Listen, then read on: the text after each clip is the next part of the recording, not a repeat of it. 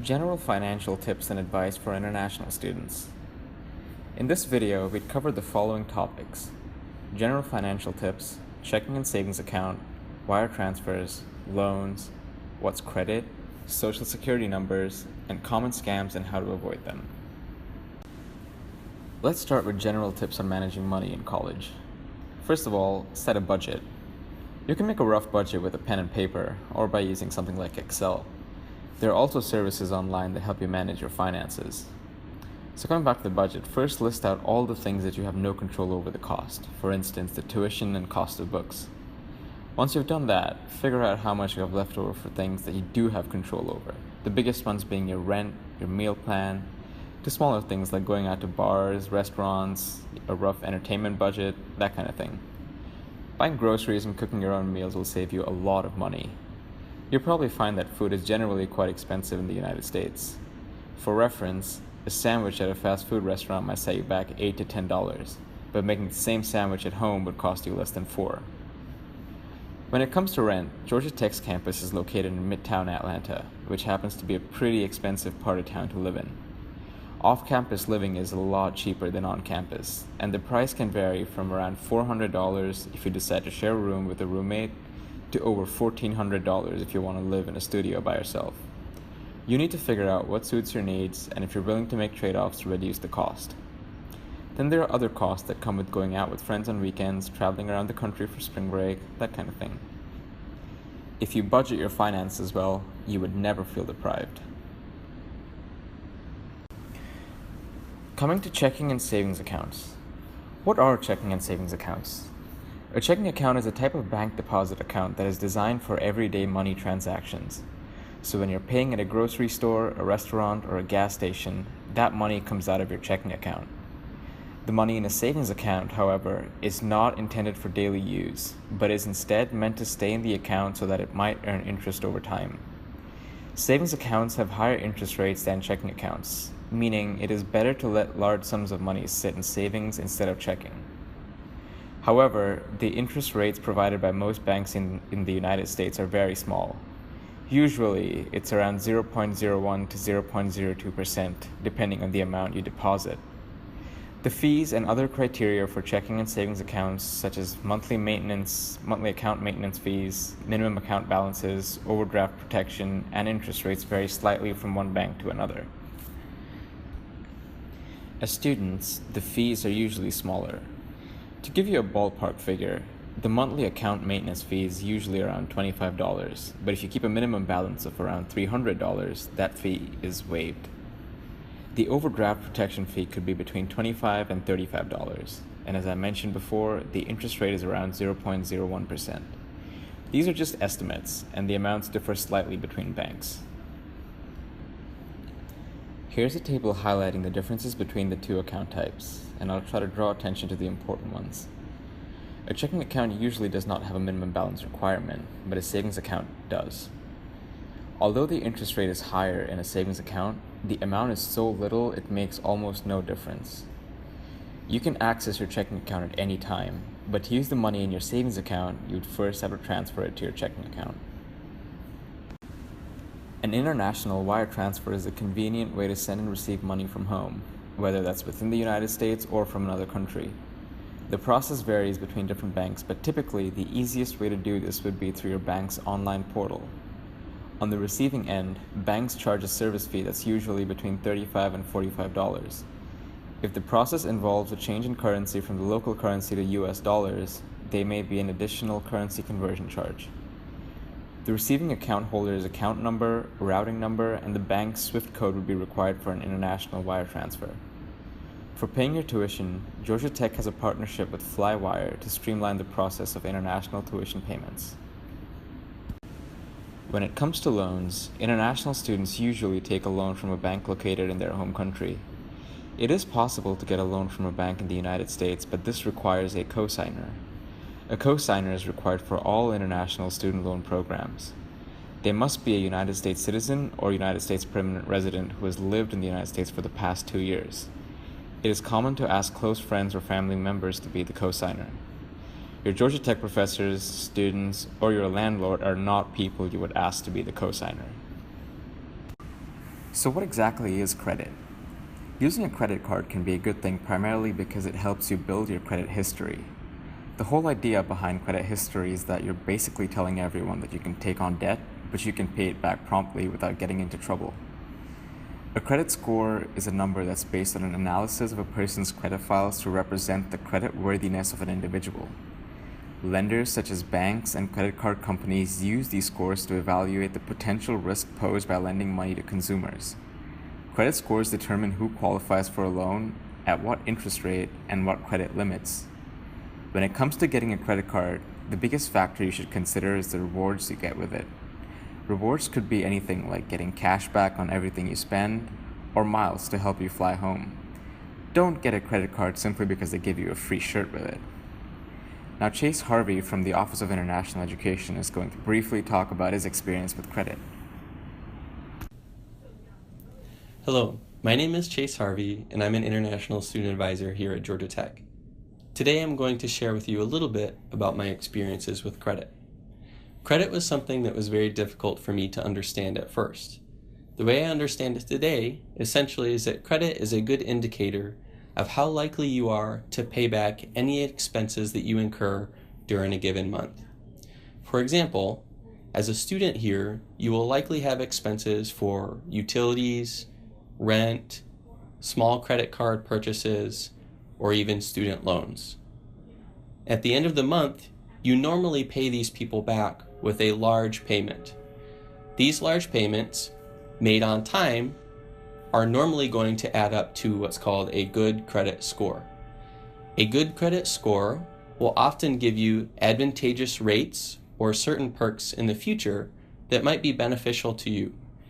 If you get a bad credit score, it's often an indicator that you maybe didn't pay your expenses on time, or that there might have been some issue between you and the company that you were utilizing. The reason why I have a good credit score is because anytime I use a service such as a phone bill or paying back student loans or even rent, that I always made sure to pay in full and on time at the end of each month. In the next few years, because I'm going to consider purchasing a home, if I approach a bank, I will likely get a very favorable interest rate on the loan for the home. The reason why I am going to get a favorable rate is because the bank can look at my credit history and see that I'm very consistent in paying all of the money I owe back. That makes me a very good customer for them to have. Since I'll be a good customer, they'll likely give me a lower rate, which would mean that over the course of a 20 or 30-year mortgage, I might actually pay less than someone who might have less favorable credit and end up paying a little bit more because their interest rates are higher. That's my experience with credit. Now I'll briefly talk about Social Security numbers. A Social Security number, or SSN for short, is a unique permanent number which is assigned by the U.S. government for the purpose of reporting income earned in the U.S. and taxes withheld for the Social Security system. Some non-citizens are eligible to apply for an SSN, generally when they have been granted temporary authorization to work in the U.S. There's no national ID system in the U.S. Businesses, and even a few government agencies, ask for the SSN because they use it for their record keeping. Businesses also use the SSN to search a person's credit history. While there may be long-term benefits from having an SSN, there are also considerable risks. Identity theft is a growing crime in America. A dishonest person who has your Social Security number can use it to get other personal information about you. Identity thieves can use your number to create a new identity and apply for credit in your name. Then, they use the credit cards and don't pay the bills, which damages your credit permanently. You should use extreme caution when sharing your SSN every time you're asked for it. You should ask why your number is needed, how it will be used, and what will happen if you refuse. The answers to these questions can help you decide if you want to give out your Social Security number. Here's some things to keep in mind about SSNs. Don't carry your card in your purse or your wallet. Ideally, you'd want to memorize the number and keep the card in a safe. Don't ever email your SSN. If you have to give your SSN to someone, call the person over the phone or meet them in person. Don't leave a voicemail containing the SSN. Don't use all or a part of your SSN as a password or PIN code. Don't store electronic documents containing social security numbers on your computer, phone, or cloud storage device. If anyone you don't know calls and asks for your SSN, do not give it out. There are many different ways of getting scammed nowadays. Some of the more common ones will be highlighted in this video. Phishing is an attempt to obtain sensitive information such as usernames, passwords, and account details by posing as a reputable company via email, text message, phone call, or social media. Once obtained, your personal and financial information can be used to access your account and steal money. There are different types of phishing. Traditional phishing is usually a two-part scam involving email and may contain links to a fraudulent website that appears legitimate but is actually a hoax designed to capture your personal or financial information. Another type of phishing attempt is via text message to a mobile device to convince recipients to share sensitive information through a reply or a link to a fraudulent website. A phishing attempt is sometimes made through a telephone call or voice message. Scammers have the ability to spoof caller IDs so it appears that the call is coming from a legitimate company. They may also have some information to make the call sound more authentic. When it comes to the internet, a fraudulent social media account impersonates a reputable company by using the company's name and logo. These accounts may link to fraudulent websites that request your sensitive information. In such cases, you can do the following. Use caution if you receive an email or text expressing an urgent need for you to update your information, activate your online banking account, or verify your identity by clicking on a link.